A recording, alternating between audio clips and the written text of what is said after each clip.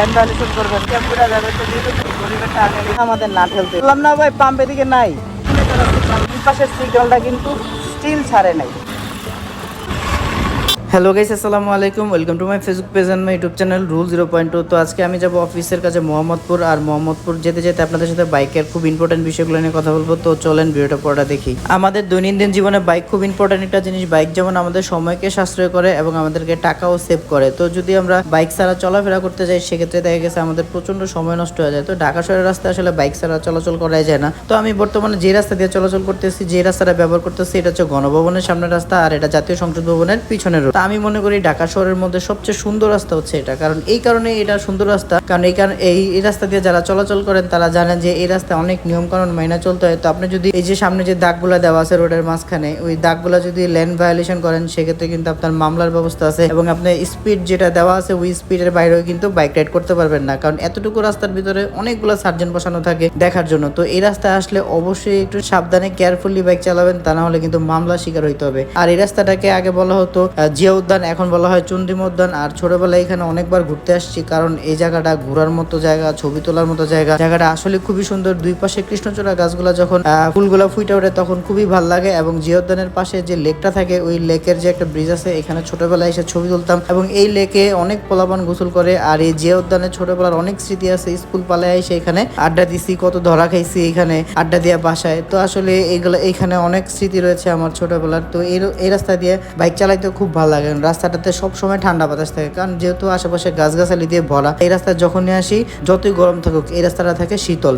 আমার কাছে খুবই ভালো লাগে। আমার মনে হয় ঢাকা শহরের মধ্যে সবচেয়ে সুন্দর রাস্তা হচ্ছে এটা।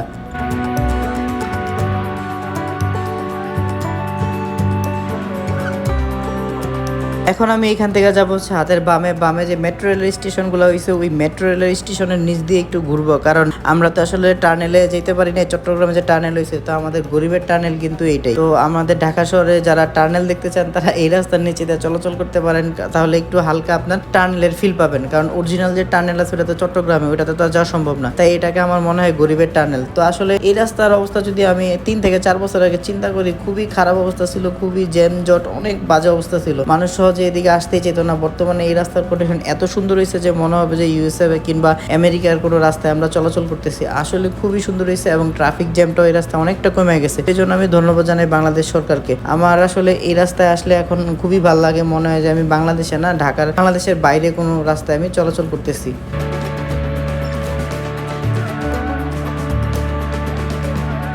আজকে বৃহস্পতিবার দিন হওয়া সত্ত্বেও দেখেন রাস্তায় কোনো রকম আমি ট্রাফিক পাইনি। কারণ কি, উপরে যেহেতু মেট্রো রেল করা হয়েছে, আর মেট্রো রেলের কারণে নিচের যে জ্যামজটের চাপ ছিল, আপনার উত্তরা থেকে দিয়াবাড়ি পর্যন্ত, মতিঝিল থেকে দিয়াবাড়ি পর্যন্ত যে সমস্ত মানুষের যাতায়াত ছিল আগে বাই রোডে, এগুলো সব এখন মেট্রো রেলে চলে গেছে, যার কারণে নিচের দিকের চাপটা অনেকটা কমে গেছে। তো আসলে এটা খুবই উপকার হয়েছে আমাদের জন্য। যদিও এখন পর্যন্ত মেট্রো রেলে উঠতে পারিনি, কারণ সময় হয়ে উঠতেছে না। ইনশাল্লাহ ভেরি সুন মেট্রো রেলে উঠবো, কারণ বাংলাদেশে এত সুন্দর একটা জিনিস বানানো হয়েছে, এটাতে যদি না চড়ি তাহলে তো হবে না। তো আমি এখান থেকে এখন ইউটার্ন নিব। ইউটার্ন নিয়ে বিজয় সরণি হয়ে আমি চলে যাবো হচ্ছে আমার অফিসে, কারণ আমার এখন লাঞ্চ টাইম চলতেছে। তো আমি এখনো লাঞ্চ করি নাই, তো অফিসের কাজ ছিল তাই এখানে আসছি জরুরি প্রয়োজনে। আসলে এই রাস্তায় ঘুরতেও ভালো লাগতেছে, যেহেতু জ্যামজট নাই, খুবই ভালো লাগতেছে। তো বর্তমানে আমি যে বাইকটা চালাইতেছি এটা হচ্ছে ড্রিম 110। এটা 110 সিসির একটা বাইক, আর এটা হচ্ছে 2টা ব্রেক হচ্ছে ড্রাম। তো অনেকে মনে করেন যে ড্রাম ব্রেকে আসলে ব্রেকিং সিস্টেম ভালো না। তাহলে আমার মনে হয় ব্রেকিং সিস্টেম কোনো বিষয় না, বিষয়টা হচ্ছে যে আপনাকে জানতে হবে ব্রেকিং এর যে টেকনিক।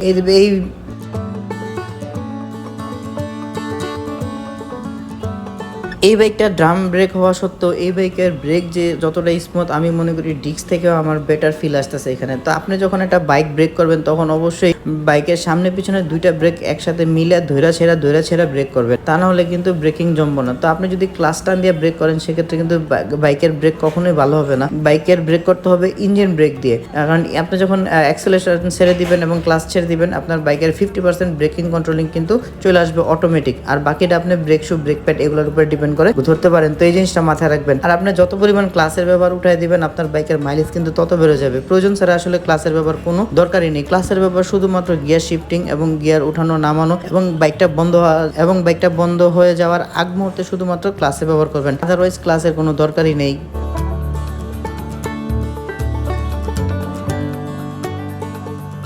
আসলে ছোট গাড়ির মজা ছোট গাড়িতে, বড় গাড়ির মজা বড় গাড়িতে। তো অনেকে মনে করেন ছোট গাড়ি হালকা, এই কারণে স্লিপ করার সম্ভাবনা থাকে। আসলে এটা টায়ার সেগমেন্ট হচ্ছে 80/100, সামনে পিছনে দুইটাই সেম, কিন্তু ব্রেক করলে স্লিপ করে এই কথাটা ভুল। আপনাকে অবশ্যই মিলে ধরে ব্রেক করতে হবে, তাহলে আর স্লিপ করবে না। আপনি যদি ব্রেকিং সিস্টেমে সঠিকভাবে না জানেন, তাহলে ডাবল চ্যানেল এবিএস নিয়েও আপনি পড়ে যেতে পারেন ব্রেক করে।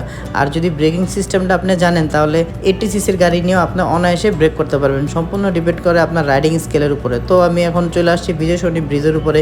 আর এই ব্রিজে মোটামুটি 10-15 মিনিট সিগনালে দাঁড়ায় আছি, কারণ বিজয় সরণি ব্রিজ মানে হচ্ছে সিগন্যাল।